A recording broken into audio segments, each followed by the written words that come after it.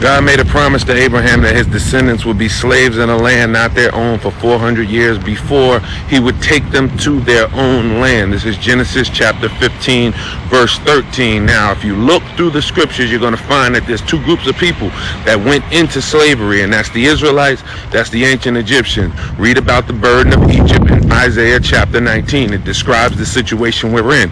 Read about what's happening in Deuteronomy 28.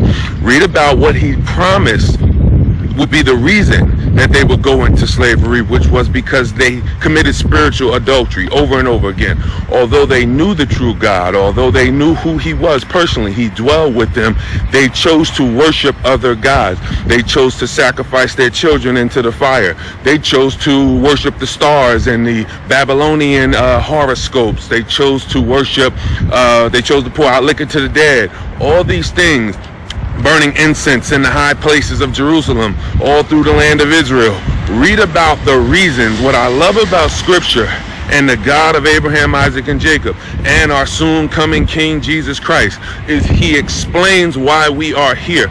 No other God put in writing why we are here. Now, the lie is they taught us that scripture was about Europeans. They taught us that scripture was about some other people. Now, I'm not saying who it's not about. I'm saying who it is about. If some of you builders, you are empire builders, you are land builders, you are people of renowned, you are ancient Egyptian. If you look at the scriptures and you look at your paternal Y chromosome DNA, you'll find out your family, your paternal line, or even your maternal line comes from the land now known as Sudan, which was formerly encompassed by Egypt. That was Egyptian territory, and that's why that land lays desolate today, because God said until the people come back, the lands will be desolate. That's why he said, if my people who are called by my name will humble themselves and pray and turn from their wicked ways and seek my face, then I will hear from heaven. Then I will forgive their sins, and then I will heal their land. No one else's land needs healing but ours. And the lands we are in, unless you are an indigenous American by DNA, get your DNA test and it'll show if you are originally from here. If not, then you migrated here. Your forefathers or mothers migrated here, which means this is not your land. And when you look at where your true land is, chances are it's desolate today. I want to give all the praises and the honor to Yahweh Bahashem, Yahweh Shah Bahashem Racha HaKodash, and double honors to the elder apostles and the bishops of Great Millstone. Honors as well to you brethren, you fellow believers of this faith, and shalom to the elect. So anyway, where do we begin in this video? I don't know if any brothers did a video on this, but I just figured I'd touch on it since I saw this pop up on Deuteronomy 28. He said it's Isaiah 19 is talking about us being in Sudan. We're the Sudanians. So we done booty scratching Sudanians with lip plates. I guess that's what he's saying. So now when this is Isaiah 19, which we'll get, he's saying that the DNA test shows that which DNA goes in various forms depending on the genomes and chromosomes and what percentage, and then people are going off the matriarchy instead of the patriarchy. So you have a big confusion. The children of Israel in Hosea 1 is like the sand of the sea, which cannot be measured nor numbered. So you can't go with that. First of all, they said they did DNA tests on dogs and they wasn't even accurate. I don't know if that was some skit to get your information locked in. I don't know. But anyway, I'm going to talk around the corner on this. Somebody said I took 9 different DNA tests, and here's what I found.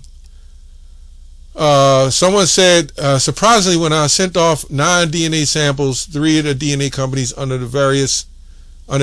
variety of fake names, and the results indicated I'm super duper ashk, as you see here. You say ashk, right? And Ashkenazim, right? Who trace their ancestry back to Yierd's speaking population, right? And it's 100% true that they was from France and Russia. Well, you didn't need a DNA test for that. But you see where the problem goes. How do you determine who is a Jew? Do you look at a marker from somebody who claims to be that? You know what I'm saying? So you can state anybody, whatever you want them to be from that first marker. So you can say, well, this genome looks like this, and they can take it from a bone in the grave, a couple of 100 years ago, which we wouldn't see them there because the Philistines was there, right? So we know that's why they said to hell with these tests in that land. By the way, you can look that up. So we're not going to go on that, and I'm not going to make a big video over that. But what I will say, in Isaiah 19, he's going to hell off. He's saying literally that we will be, our DNA will trace back, and what that was talking about in the 400-year prophecy was us being Egyptians, right? And these agents are paid to push that. No, we're not Egyptians. Yes, we were in Egypt. Yes, we were in Russia, right? So, yes, we were in Europe. We're all over the place. You can't measure us. So you can't put no goddamn Egyptians on us, because Isaiah 19, let me get this real quick. Isaiah 19:23. It says, in that day shall there be a highway out of Egypt to Assyria, and the Assyrians shall come into Egypt, and the Egyptians into Assyria, and the Egyptians shall serve with the Egyptians. What does this sound like? Right? Now, understanding that we're not looking at technically an Egyptian or technically an Assyrian, because this is where the commentators look at this and say, oh, this is thousands of years ago. Let's go to Hosea 1:11. Let me go to 10. Yet the number of the children of Israel shall be as the sand of the sea, which cannot be measured nor numbered. And it shall come to pass in a place where it was said unto them, ye are not my people, as Romans 9:26 say. There should be said unto them, ye are the children of the living God. Then shall the children of Judah and the children of Israel be gathered together and point themselves one head. And this is what we see in Isaiah 19, the Egyptians and the Assyrians. Now, why do we say that? Because right here, when you look at this text, this is you can always go back and say, okay, we was in Egypt, certain things, but you look in this text, these are future prophecies, right? And this is dealing with now, right? So we'll read this, right? It says, in that day shall Israel be a third with the Egyptians, with Egypt, with Assyria. Now, did we not understand that, was it Moses' son name was Gershom? And he said he was a stranger in a strange land? Did we not see that? Right? That Paul was called that Egyptian? Did you not go to Acts 13? Let me get that. I'm not going to just keep speaking on it. Let's go to Acts 13 real quick. I believe it's Acts 13. Let's go to Acts 13 and let's see what it says. I'm going to just get to the point. Men and brethren, Acts 13:26. Men and brethren, children of the stock of Abraham, whosoever among you fear of God, because you had the God-fearers, right? To you is the word of the salvation sent. And what is the salvation? Bringing them back to the body of Yahushua, right? The resurrection. For they that dwell in Jerusalem and their rulers, because they knew him not, nor yet the voices of the prophets, which are read every Sabbath day, that they fulfilled them condemning him. Right? So I want to get to the point. I'm trying to see where I'm at. Yeah, let's go to the 15th verse. And after the reading of the law, the prophets and the rulers of the synagogue sent unto him, saying, ye men and brethren, if ye, this is talking about the Israelites, if ye have any word of exhortation for the people, say on. Then Paul stood up and beckoned with his hand and said, men of Israel, and ye that fear God, give audience. The God of this people Israel chose our fathers and exalted the people, when they dwelt as strangers in the land of Egypt. So now we're going to get to the point when it said back to 1924. We're going to get to the point where we at, was it Isaiah 19:25? It says, whom the Lord of hosts shall bless, saying, blessed be Egypt, my people. So people automatically say, wait a minute, that Egypt is blessed too, right? When really, if it was for everybody, wouldn't it just say everybody, which we still know is Israelites? But it says, blessed be my people Egypt, and Assyria the work of my hands, and Israel mine inheritance, right? Yeah, let's go to some translations real quick. Let's see what it says. Blessed be my people Egypt. You start going down in the Catholic translations and in the Aramaic translations.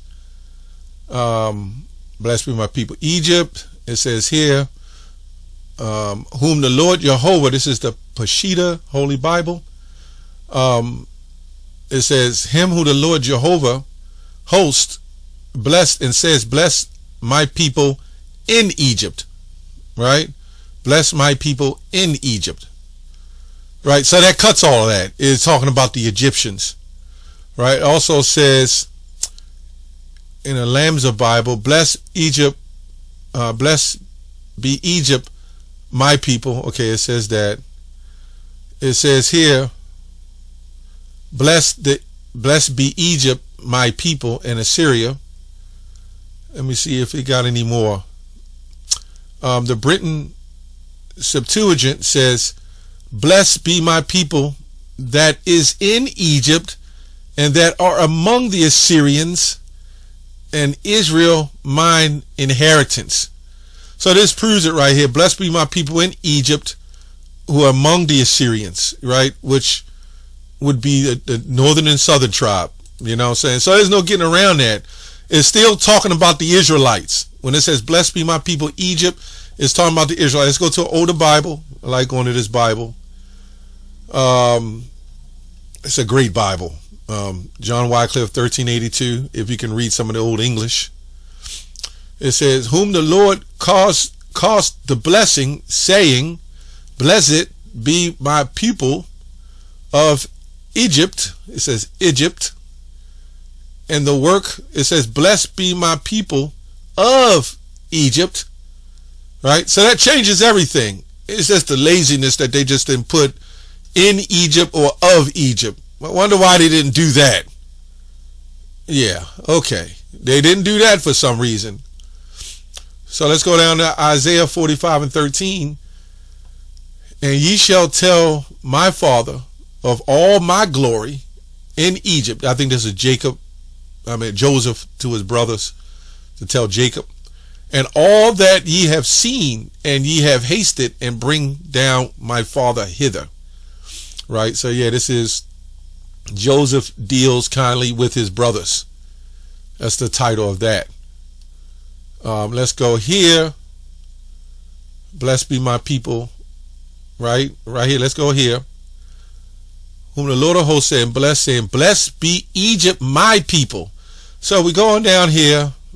Bless Egypt, saying, bless Egypt, my people. Right? So wait a minute. So now, by process of elimination, if he says these people aren't Egyptians, when he says my people, there's a problem. H 5971, nation, people, countrymen, kinsmen, kindred, as in Revelation 7 and 9. But when you go to the strong definition, it says people, congregated unit, specifically a tribe, as those of Israel. The flock, men, folk, nation, the people. And here's all the precepts, right? And with distinctive art, rarely people so-called from their being collected together, right? Did he not say he's going to collect the children of Israel? Let's go to Isaiah 11 real quick. Isaiah 11:11. This guy has no idea what the hell he's talking about. And it shall come to pass in that day that the Lord shall set his hand again the second time to recover the remnant of his people, which were left from Assyria and from Egypt, right? We just saw that. Egypt and Assyria, right? And from Pathros and from Cush and from Elam and from Shinar and Hamath and from the islands of the sea, right? So you're seeing here that he's saying, I'm going to recover the remnant of my people from these places. Where do you get Egypt's blessing? Where do you get the Egyptians being blessed? When he said, I'm going to bless them, I'm going to take them out of here. Now, some Christians say this is talking about another time. Well, I also heard that he talked about we're going to go back to Sudan. That's the desolate. That's the desolate. There ain't no goddamn Sudan, man. Now, if you want to go to Sudan and you want to put a lip plate in your mouth, right? If you want to put a string on, man, and jump up and down naked, be my guest. Just don't send us any photos or videos, because I don't want to see it, and I'm sure none of the brothers and sisters want to see that either. If you want to do an MC Hammer, right, and a loincloth with a bone in your lip, then, go ahead and do the Running Man over there, man. Do your thing. That's all you, Jack. That's all you.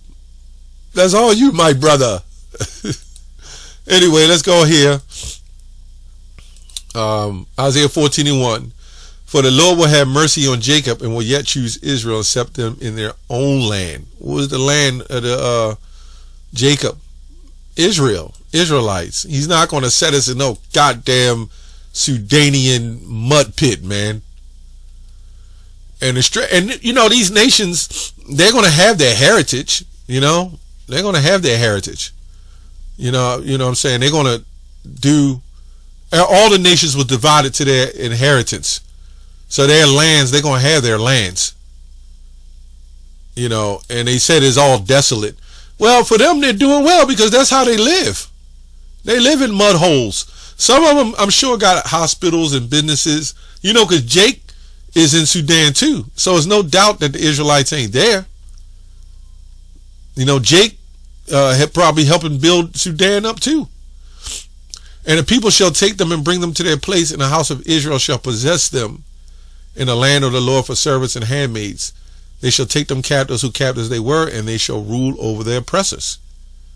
So that's plain. That's all I have on that. Shalom.